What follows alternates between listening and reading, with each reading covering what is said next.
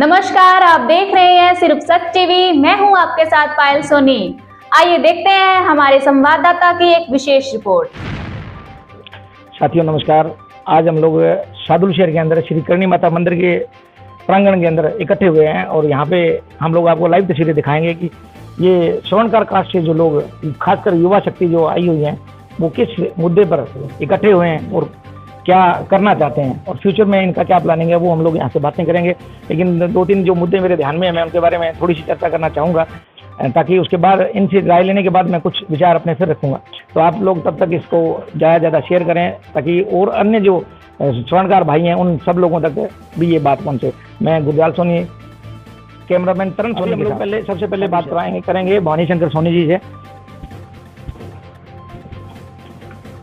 जैसा कि सभी लोग जानते हैं, भवानी शंकर जी को कोई परिचय का मोहताज नहीं है, लेकिन मैं इनके ही मुखारबंद से इनका पूरा परिचय जानना चाहूँगा ताकि ये मैं अपनी दुकान के नाम के सहित अपना परिचय दें। नमस्कार, आपके चैनल को श्री सच टीवी के माध्यम से मैं सभी हमारे हिंदुस्तान के स्वर्णकार भाइयों को संदेश देना चाहता हूं कि हम सभी स्वर्णकार और हिंदुस्तान के रहने वाले और कर्मठ कार्यकर्ता सभी सरकारों को चुनते आए हैं।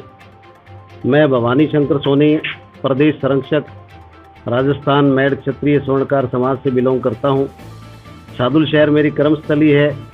हम लोगों ने आज श्री करणी माता मंदिर कमेटी में स्वर्णकार सभा का एक आयोजन किया है। हमारी युवा शक्ति ने आज सभी स्वर्णकारों को एकत्रित करने का प्रयास किया, जिसमें वो पूरी तरह सफल रहे हैं। हमारा जो मेन एजेंडा, मेन मुद्दा ये है कि जो सरकारों के द्वारा जब भी सरकारें कोई भी आई, उन्होंने सरकारी तौर पे हमारे स्वर्णकार समाज का हमेशा शोषण किया।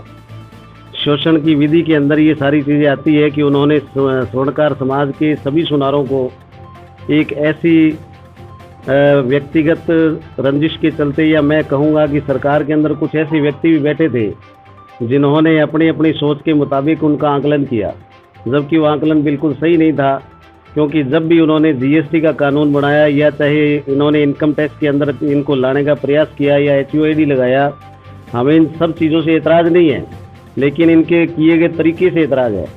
जो तरीके इन्होंने अपनाए हैं, हमारे समस्त स्वर्णकार समाज को ये लगता है कि ये स्वर्णकार समाज की संस्थाओं को, समाज के द्वारा किए गए कार्य को ख़त्म करने का प्रयास है। क्योंकि सरकारें आज तक ये स्पष्ट नहीं कर पाई कि जब आपको सोना हॉलमार्किंग के लिए 916 चाहिए, आपने 3-4 तरह की HUID लगा रखी है कि आप HUID लगा के तो 20 कैरेट का सोना बेच सकते हो, और HUID बिना लगाए आप 916 का हॉलमार्क ओनली 22 कैरेट सोना बेच सकते हो। ये समझ से परे है। दूसरी बात, आज दुनिया में नहीं, हमारे हिंदुस्तान की बात करें तो कम से कम खाद्य सामग्री पे सरकार का ध्यान जाना चाहिए था। इन्होंने कभी भी इस बात पे ध्यान नहीं दिया कि जो लोग आज खड़े 35 साल की अवस्था में, 27 साल की अवस्था में मृत्यु को प्राप्त हो जाते हैं, क्या वो सोना खा के मरे थे? वो लोग अनाज खा के मर रहे हैं, वो लोग सब्जियां खा के मर रहे हैं, वो लोग दूध पी के मर रहे हैं, क्योंकि वो सारा का सारा मामला नकली है। तो सोने की स्पष्टवादिता के लिए हम लोग बाध्य हैं, देंगे। हमने हमेशा खरा काम किया, हमेशा ही खरा काम करते हैं और करते रहेंगे। किसी भी सुनार ने आज तक कभी किसी व्यक्ति को खोटा सोना नहीं दिया, लेकिन सरकारों ने आदर्श बिरादरी के माध्यम से, बड़ी बड़ी कंपनियों के माध्यम से इन लोगों को जो लूटने का प्रयास किया है या इनके काम को बंद करने का प्रयास किया, ये बर्दाश्त करने योग्य नहीं है। आइंदा कोई भी, चाहे केंद्र सरकार हो चाहे राज्य सरकार हो, हम सारे स्वर्णकार समाज के लोग एकत्रित हैं और हम लोग इस बात का आपसे फिर से वादा करते हैं कि आगामी चुनावों के अंदर अगर हमारे स्वर्णकार समाज के साथ इस तरह का दोगलापन का व्यवहार किया गया तो हम हर उस सरकार की मजम्मत करेंगे, हम हर उस सरकार का विरोध करेंगे जो हमारे बच्चों की रोजी रोटी को छीनने का प्रयास करेंगे। दूसरा, हमारे समाज के अंदर ऐसा एक भी व्यक्ति नहीं है जो सेवाभावी नहीं है। आप पूरे विश्व के अंदर कहीं भी कोई भी किताब उठा के देख लीजिए, कोई भी आप संस्था का कार्यक्रम देख लीजिए, हर उस संस्था के अंदर सबसे बड़ा योगदान स्वर्णकार समाज का होता है। चाहे वो चंदे के अंदर हो, चाहे वो रुपया पैसे के लेन देन के रूप में हो, चाहे वो शारीरिक श्रम से हो या चाहे वो मानसिक श्रम से हो। आज के दिन सबसे बड़ा अगर कोई देशभक्त इस हमारे पूरे हिंदुस्तान में कोई है तो स्वर्णकार समाज है। आप किसी भी एंगल से किसी भी सुनार को विद्रोही घोषित नहीं कर सकते। अदर बिरादरियां भले ही कुछ लेके भाग गई होंगी, लेकिन आज तक स्वर्णकार समाज का इतिहास रहा है कि कभी भी वो व्यक्ति किसी का सोना, किसी का पैसा, किसी की चीज़ लेके नहीं भागा। जबकि सुनारों को ये हमेशा घाटा होता है कि किसी के कहने सुनने के माध्यम से, उसके पीछे बैक मजबूत नहीं होने से अदर्स लोग जो हैं, कोई ग्राहक के रूप में आता है तो कोई लुटेरे के रूप में आता है, कोई चोर बन के आता है तो किसी और माध्यम से आता है, वो लूट के ले आता है। एक चोर बन के आता है या एक साहूकार बन के एक चोर साहूकार के रूप में आता है और वो 411 के माध्यम से कोई सामान भेज देता है। उसके बाद में क्या होता है कि पुलिस वाले भी उस सुनार के पीछे पड़ जाते हैं कि आपने चोरी का सामान लिया है, जबकि उस सुनार ने 100 रुपये का सामान 100 रुपये में लिया होता है। तो मैं सभी सरकार के अंदर बैठे हुए सभी माननीय, चाहे हमारे मुख्यमंत्री महोदय, हमारे प्रधानमंत्री महोदय हैं, हमारे मंत्रिमंडल के हैं, सबसे आग्रह कि आप कृपया स्वर्णकार समाज पे विशेष ध्यान दें। ये भी आप ही की प्रजा से है, इन्होंने भी अपना जीवन यापन करना है। बड़ी बड़ी कंपनियां बड़े बड़े चंदे देती होंगी, लेकिन वो बैंकों के माध्यम से, जो ठगी का माध्यम उन्होंने अपना रखा है, उसके माध्यम से देती हैं। हम लोगों ने अपनी नेक कमाई में से चंदा देना होता है, हो सकता है हम 100 रुपये दें, अगर वो 10,000 रुपये देते हैं तो बैंकों के माध्यम से उठाया हुआ पैसा देते हैं, न कि अपनी कमाई के माध्यम से। आपका बहुत शुक्रिया, आपने हमारे स्वर्णकार समाज को रेखांकित किया। आगामी भवानी शंकर जी, एक छोटा सा सवाल बीच में पूछना चाहूँगा, क्योंकि हमारे यहाँ स्वर्णकार समाज के अंदर एक बहुत बड़ी कमजोरी है कि वो जागरूक नहीं है, उनको पता ही नहीं है। मेरे ग्रामीण जो साथी हैं, भाई हैं, उनको पता नहीं है। तो थोड़ा सा HUID के बारे में थोड़ा सा विस्तार से क्लियरफाई करें, ताकि लोगों को पता चले कि HUID भला क्या है। निश्चित रूप से जब सरकार कोई न कोई कानून या नियम बनाती है तो उसके बारे में पूरी डेफिनेशन नहीं देती है, वो पूरी तरह खुल के नहीं बताती है। कानून लागू होने के बाद में वो लोग उसको जस्टिफाई करते हैं कि हमने आपके कानून जो लादा है वो इस तरह से लादा है। ये हमारे बीच में जितने भी मेरे स्वर्णकार बंधु सुन रहे हैं, मैं उनको ये बता दूं कि HUID के माध्यम से जो ये कानून लाए हैं, उसका सीधा से बड़ा मामला है कि आपने जो 916 का या जो भी कैरेट के माध्यम से जो सरकारी मापदंड पे खरे उतरते हैं, उसमें से आपने जो सोना बेचना है, उसके ऊपर एक हॉल मार्किंग सेंटर से आपको HUID के कोड के जरिए हॉल मार्किंग करवानी होती है। नो डाउट हम सरकार के साथ हैं, आपने जो कानून लगाया है उसके साथ हैं, लेकिन अनसेसरी कानून के तहत मैं आपको एक बात बताना चाहूँगा कि जो आपने HUID कानून लगा दिया, हमने कानून के तहत HUID भी करवा लिया, 916 के माध्यम से 22 कैरेट का सोना भी पास करवा लिया। हमने उसको सोना बेचने के लिए हमने आपका ये कस्टमर को किसी को दिया तो हमने उसका बिल भी काट दिया। बिल के माध्यम से आपकी जो 3% सरकार ने GST घोषित कर रखी है वो भी हमने दे दी। लेकिन एक बात सरकार आज तक क्लियर नहीं कर पाई कि अगर कोई आदमी हमारे पास पुराना सोना लेके आ गया, आज भी ग्रामीण परिवेश में ये चलता है कि ये लो मेरा 2-3 तोले सोना आपका बनाया हुआ है, आपके दादाजी ने बनाया था, आपके पिताजी ने बनाया था, आप ये सोना जमा कर लो और मेरे को इसके बदले में सोना बना दो और आप अपनी लेबर ले लो। तो क्या ऐसा कोई सरकार के कानून में प्रावधान है कि हम वो सोना उनसे प्राप्त करें और उसको दोबारा गढ़ाई करके और दोबारा वापस कर दें? सरकार ने ऐसी व्यवस्था नहीं करी है। सरकार बोलती है कि आप ये सोना उनसे जमा करो रुपये के लेन देन। तो आपने अगर 5 तोला सोना लिया है तो उसके अंदर आप रुपये जमा करो, उसकी 3% GST लगाओ, उसके बाद में आप जो सोना उसको दे रहे हो तो उसके में बिल काटो और उसकी 3% GST लो। मैं सरकार से ये पूछना चाहता हूँ आपके माध्यम से कि क्या सरकार ये जानती नहीं है कि एक जमींदार परिवेश का जो ग्राहक है, वो आदमी 3 तोले का अगर एक कोई नेकलेस बनवाता है या एक चैन बनवाता है तो उसकी लेबर 1000-2000 रुपये दे सकता है, लेकिन उसकी कीमत अगर 3 तोले की लेंगे तो कम से कम भी 1,80,000 रुपये हो गया। और 3600 रुपये 2 बार GST या 1 बार GST वो कहाँ से वहन करेगा, जबकि सोना उसका खुद का अपना है। तो मैं आपके माध्यम से सरकार से कहना चाहता हूँ कि कम से कम इस बारे में इस पर विचार करना चाहिए था आपको। आपने बड़े बड़े ज्वेलर्स के साथ, कंपनियों के साथ मिलकर आपने कानून घोषित किए, ये सही नहीं है। इसके अंदर आपको स्वर्णकार समाज से भी कुछ बंदे लेने चाहिए। आपको अगर याद होगा, क्योंकि हमारे प्रधानमंत्री जी बहुत लोकप्रिय व्यक्ति हैं, वो राम राज्य में बड़ा विश्वास रखते हैं, तो मैं उनसे एक छोटा सा क्वेश्चन और छोटी सी बात ज़रूर कहना चाहूँगा कि आपको तो पता है कि रामायण के विषय के अंदर आपने हमें बहुत सारे वक्तव्य दिए हैं, लेकिन जब राजा राम अपने 14 साल काट के जब वापस आए थे तो सबसे पहले उन्होंने भरत जी से कहा था कि स्वर्णकार समाज के लोगों को यहाँ पे बुलाया जाए, मैं उनसे बातचीत करना चाहता हूँ। तो भरत जी ने ये बोला था कि स्वर्णकार समाज को क्यों, हमारे बहुत से समाज हैं, उनको क्यों न बुलाया जाए। तो रामचंद्र जी ने जब ये कहा था कि आप पहले स्वर्णकार समाज को बुलाइए, मैं बात करता हूँ, आपको पता लग जाएगा। जब उन्होंने बुलाया और बुला के उनको खाना वाना खिला के विदा किया तो भरत जी ने पूछा स्वर्णकार ही क्यों, तो उन्होंने कहा था कि अगर किसी भी इलाके का स्वर्णकार संपन्न है तो इसका मतलब वो पूरा इलाका संपन्न है। क्योंकि सोने का सामान जिस आदमी के घर में जाता है तो इट मीन्स वो संपन्न है तो ही जाता है। तो ये उनकी जब दूरदर्शिता थी तो आपने हमें स्वर्णकारों को दूर क्यों कर दिया?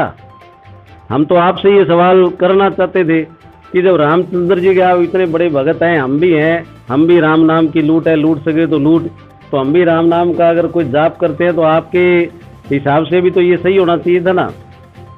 सभी सरकारी पार्टियों से, सभी सरकारों से मेरा तो ये निवेदन रहेगा कि आप लोग पुनर्इसमें विचार करें। आपने कुम्हार समाज को, अदर समाज को, मोची समाज को ये मान्यताएं दे रखी हैं, तो हमारे में क्या दिक्कत है? हम भी तो अपना जीवन यापन कर रहे हैं। सभी स्वर्णकार बंधु अमीर नहीं होते, बहुत से लोग ऐसे हैं जो हैंड टू माउथ है, आज कमाते हैं आज ही खाते हैं, कल की उनको पता ही नहीं है। उनके बच्चों की पढ़ाई के विषय के बारे में आपने कभी कुछ नहीं कहा, उनके जीवन यापन के विषय के बारे में आपने कभी कुछ नहीं कहा। तो ये सारा दोगलापन है, ये हमारे स्वर्णकार संस्थाओं को समाप्त करने की साजिश है। जो रिलायंस के ज्वेलर्स हैं, जो कल्याण के ज्वेलर्स हैं, जो अदर्स बड़े बड़े ज्वेलर्स हैं, उनके माध्यम से सरकार चाहती है उनकी स्टोर जगह जगह खुले, सोने का लेन देन सबसे कीमती धातु है इसलिए वहाँ से हो, और अदर्स जो बीच में जो काम करने वाले सब हट जाएं। लेकिन ऐसा होगा नहीं। हिंदुस्तान की जनता हमारे साथ है, हिंदुस्तान की जनता की हर मापदंड पे हम खरे उतरे हैं, हमेशा खरे उतरेंगे। हम उनके सुख दुख के साथ ही रहे हैं और वो भी हमारे रहे हैं। तो सरकार इस बात को जरूर जाने, हमारी अपील के माध्यम से ये चीज़ स्वीकार करें। भवानीशंकर जी, हमारे जो ग्रामीण सोनी भाई हैं या शहरी ऐसे पिछड़े हुए इलाकों में जो रह रहे हैं, उनको आप क्या संदेश देना चाहेंगे? इस मामले के अंदर उनका क्या सहयोग चाहते हैं आप? मेरे जो ग्रामीण भाई हैं, जो बहुत छोटे छोटे गांवों के अंदर 2-2, 3-3, 4-4 दुकानों के माध्यम से बैठे हैं, वो उन लोगों को तो काम करना पड़ेगा। काम नहीं करेंगे तो उनके घर में रोटी का जुगाड़ नहीं बनेगा। और नए तो गाँवों के अंदर GST का प्रावधान हो सकता है, और नए गांवों के अंदर जल्दी से बिल कटिंग का कोई प्रावधान हो सकता है। आज गांव का व्यक्ति बिल कटवाने के लिए तैयार नहीं है, तो क्या वो सुनार उसको दुकान का माल बेचने से इनकार कर देगा? क्या उसको शाम को रोटी नहीं चाहिए? आज बहुत से कस्टमर ऐसे आते हैं कि वो कहते हैं मेरे को बिल की जरूरत नहीं है, आप मेरे से, आपको मैंने जो सोना दिया है वो सोना आप लो, और आप मेरे को सामान जो भी मैंने आपको दिया, ऑर्डर दिया, आप उस ऑर्डर का भुगतान करो। और आपकी अगर लेबर 500 रुपये बनती है, आप 500 रुपये ले लो, टैक्स किस बात का? तो ये बात मैं आपके माध्यम से कहना चाहूँगा कि सरकार ने कानून तो लागू कर दिए, लेकिन आम जनता को समझाने में नाकाम रही है कि अगर आप कहीं से सोना खरीदने जाते हो तो आपको बिल की ज़रूरत है, तो क्या वो बिल ले पाएंगे या नहीं ले पाएंगे? वो अपनी नेक कमाई का हिस्सा बिल के अंदर वेस्ट क्यों करेंगे? बिल देने में एतराज़ नहीं है, जो चीज़ हम खरीद के कैश में बेचना चाहते हैं, हम उसको बिल के माध्यम से सरकार को टैक्स भी देंगे। लेकिन जो व्यक्ति हमारे पास सोना लेकर आता है, उसके बदले में हम उसको कोई चीज़ अपने हाथ से बना के देते हैं, तो उस पर कोई भी GST हम पे नहीं लगनी चाहिए, किसी भी तरह का टैक्स हम पे नहीं लगना चाहिए। आज मैं आपके माध्यम से हमारे सभी स्वर्णकार साथियों को एक बात और बताता हूँ, शायद इनके नॉलेज में नहीं है, कि हमारे द्वारा बनाई गई किसी भी व्यक्ति के लिए बनाई गई वस्तु जिसके ऊपर हमने सोने की गढ़ाई का काम किया है, तो सिर्फ लेबर पे सरकार ने 5% का चार्ज लगा रखा है। GST जो 3% है वो तो सोना लेन देन पे है, और जो हम लेबर लेते हैं, अगर हमने 1000 रुपये लेबर ली है तो उसके ऊपर 5% GST का प्रावधान कर रखा है, जो कि बिल्कुल सरासर तौर पे नाजायज़ है। जैसा कि भवानीशंकर जी ने बताया कि सरकार को चाहिए था सबसे पहले तो वो कुछ स्वर्णकारों की कमेटी गठित करके उनके द्वारा ये सारे प्रावधान या नियम जो कायदे कानून उसके लिए बनाए जाने थे, उनके अंदर उनकी राय लेनी चाहिए थी।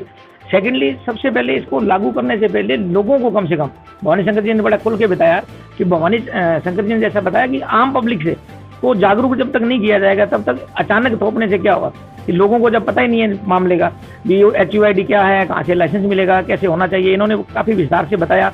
लेकिन आम जो पब्लिक है, जो छोटे दुकानदार हैं, जो ग्रामीण दुकानदार है, उनके लिए तो ये बहुत ही बढ़िया है। उनके लिए तो ये है कि आज ही शटर को लॉक करें और कहीं जाके मूंगफली भाजी या कोई गोलगप्पे की रेडी लगाएं, और कोई चारा नहीं बचा है सुनार के पास।